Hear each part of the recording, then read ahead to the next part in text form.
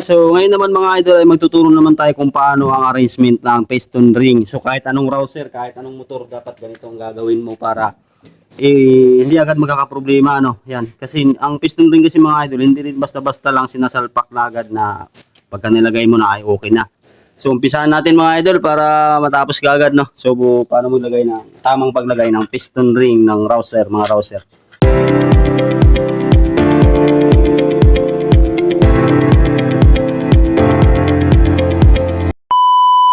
Yan, so brand new ang ilalagay natin na piston ring. Kasi 2010, 2009 pa daw itong motor ni Sir. So dapat mapapalitan na natin siya ng ganito.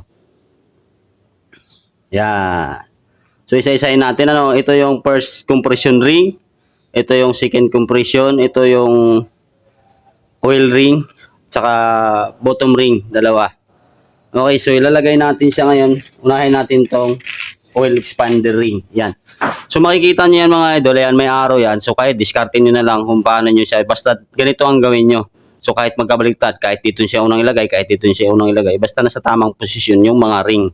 Okay, so para iwas problema at hindi agad masira yung piston natin. Kaya block kasi pag minsan nagkakamali tayo, bago ang block, bakit umusok dahil dito, no? Yan. So lagay natin una muna oil expander ring, lagay natin. Ayan, yung oil expander ring mga idol, wag niyo siyang itatapat dito sa may gitna, sa mga gilid na, no. Dapat siya nakagitna siya sa piston. Ayan. Kumbaga, pag ganito. Ayan, pababa. So susunod natin tong dalawang bottom ring. Yung bottom ring naman dito din sa kabilang side. Ayan, so dito yung isang bottom ring. Ito yung oil expander ring, no. Tapos yung isa naman din, ganun din dito rin sa kabila. Ayan. Lagay natin lahat. Yan. So, oil expander ring sa gitna. Yan, oil expander ring. Tapos yung dalawang bottom ring dito sa kabila, no.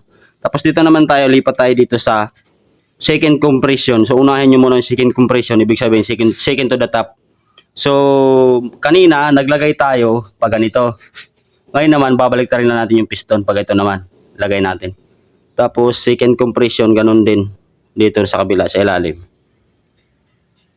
Ayan. Dito rin siya sa kabilang gilid. Ayan. So, ano lang mga idol, advice lang ang second compression ring, wag siya magtapat dito sa butas ng pin. Alright? Kasi sigurado mabilis umusok yan. So, ganun ulit natin ilagay yung first compression naman. Tapos na tayo sa second compression. Okay, so nilagay natin siya. Bali dito siya sa kabilang gilid yung isang hangganan ng ring. Ganun din dito sa kabilang hangganan ng ring, no? So, ang nangyayari mga idol, yung oil expander ring sa gitna. Tapos yung dalawang bottom ring, kabila ang gilid. Tapos yung first saka second compression, kabila ang gilid. So, ang nangyayari, yung pinakadulo ng mga ring mga idol ay X.